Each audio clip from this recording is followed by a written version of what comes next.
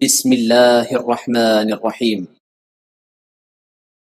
السلام علیکم ورحمۃ اللہ وبرکاتہ۔ الحمد للہ وکفی وسلام علی عبادہ الذین اصطفی، اما بعد۔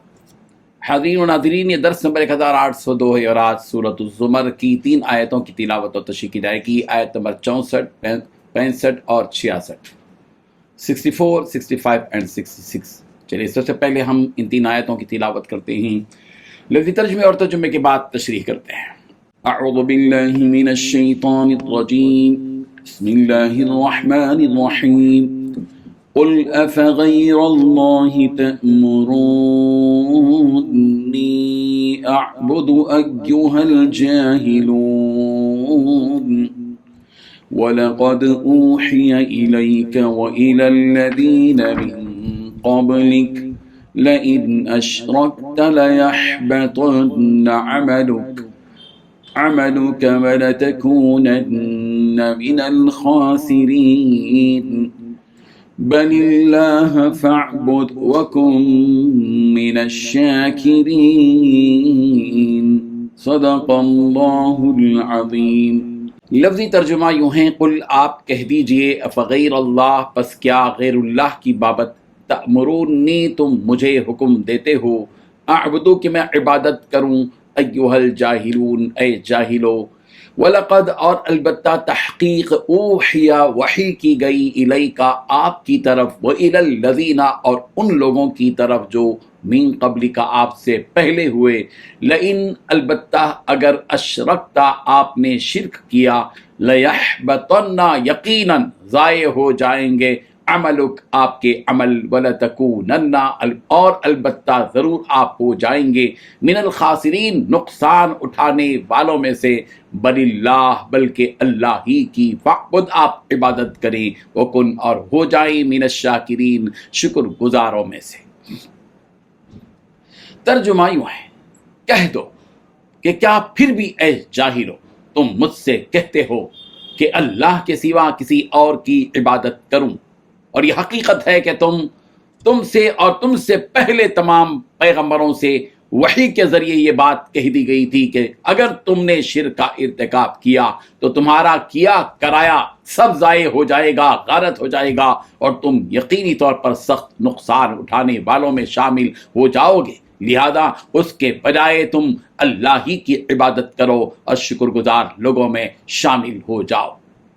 ان 3 آیتوں میں 6 باتیں بیان کی گئی ہیں۔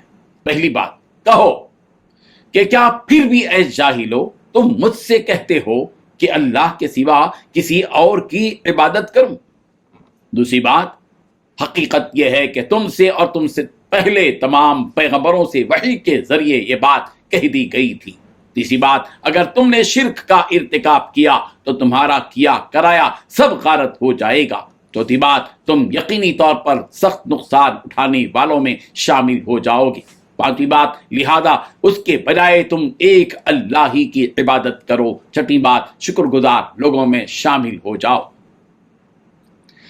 بزرگان محترم، اللہ تبارک و تعالیٰ نبی رحمت صلی اللہ علیہ وسلم کو یہ حکم دے رہے ہیں کہ ان مشرکین سے کہیے کہ اے مشرکو، تم نے دیکھا کہ اللہ ہی کی ہر چیز پر حکومت ہے، اور ہر چیز اسی کے قبضے میں ہے، اور رزق کے خزانے بھی اسی کے ہاتھ میں ہیں، موت اور زندگی بھی اسی کے قبضے میں ہے، تو ایسے عظیم رب کی عبادت چھوڑ کر میں ان بے بس معبودوں کی عبادت کیسے کر سکتا ہوں؟ کیا تمہیں عقل نہیں ہے کہ کس کی عبادت کرنی چاہیے اور کس کی عبادت نہیں کرنی چاہیے؟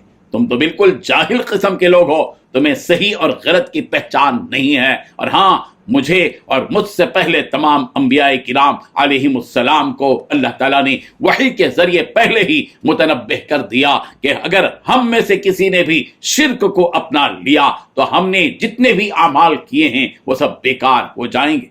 اس پر ہمیں کسی قسم کا کوئی اجر نہیں ملے گا، نہ کسی نبی کے لیے یہ جائز ہے کہ وہ شرک کو اپنائے، اور نہ ہی کسی بندے کے لیے یہ درست ہے، اور اگر وہ اس طرح کرتے ہیں تو انہیں بھی قیامت کے دن خسارہ اٹھانا پڑے گا، اور وہ خسارہ یہ ہے کہ اسے جہنم کی دہکتی ہوئی آگ میں ڈالا جائے گا۔ اس لیے ہمیشہ بت پرستی سے بچو، ورنہ مشرک کی ہلاکت تو طے ہے۔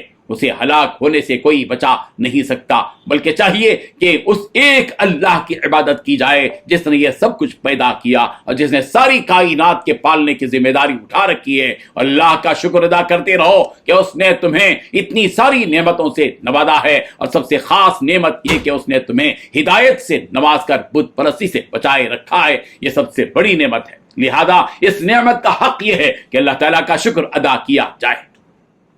حضرت ابن عباس رضی اللہ عنہما سے مروی ہے کہ قریش مکہ نے نبی رحمت صلی اللہ علیہ وسلم کو اس بات کے لیے بلا بھیجا کہ وہ انہیں مال و دولت عطا کریں گے جس سے کہ وہ مکے کے سب سے بڑے مالدار بن جائیں گے، اور ان کا نکاح جس عورت سے وہ چاہیں گے کریں گے، اور اگر وہ لوگ ان کی تابعداری کریں گے، اور انہوں نے آپ سے یہ بھی کہا کہ یہ جو کچھ مال و دولت ہمارے پاس ہے وہ سب تمہارے لیے ہے، مگر آپ صرف اتنا کریں کہ ہمارے بتوں کو برا بھلا کہنے سے باز آ جائیں۔ اگر آپ راضی نہ ہوں تو ہم آپ کے سامنے ایک پیشکش رکھتے ہیں جو ہمارے لیے اور تمہارے لیے حجت ہوگی۔ پھر انہوں نے آپ کو وہ بتایا جو بتانا تھا۔ اس کے بعد آپ صلی اللہ علیہ وسلم نے ان مشرکین مکہ سے کہا کہ مجھے مہلت دو تاکہ اللہ تعالیٰ مجھے وحی کے ذریعے بتلا دے کہ مجھے کیا کرنا چاہیے۔ تو اس وقت سورہ کافرون اور یہ آیت قل افغیر اللہ تأمرونی اعبد ایھا الجاہلون نازل۔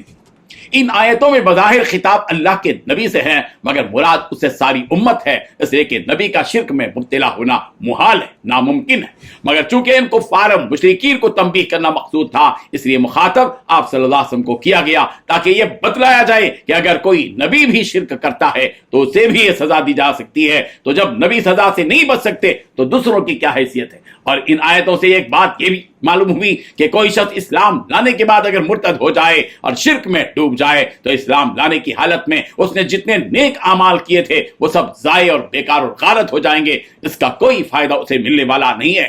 جیسے کہ اگر کوئی حالت کفر سے حالت ایمان میں داخل ہوتا ہے تو جس طرح اس کے پچھلے سارے گناہ معاف ہو جاتے ہیں، ٹھیک اسی طرح اسلام لانے کے بعد مرتد ہونے پر بھی مسلمان ہونے کی حالت میں جتنے بھی نیک اعمال کیے تھے وہ سارے کے سارے بیکار ہو جائیں گے، اور قیامت کے دن اسے شرک کی کا گناہ برابر مل کر رہے گا۔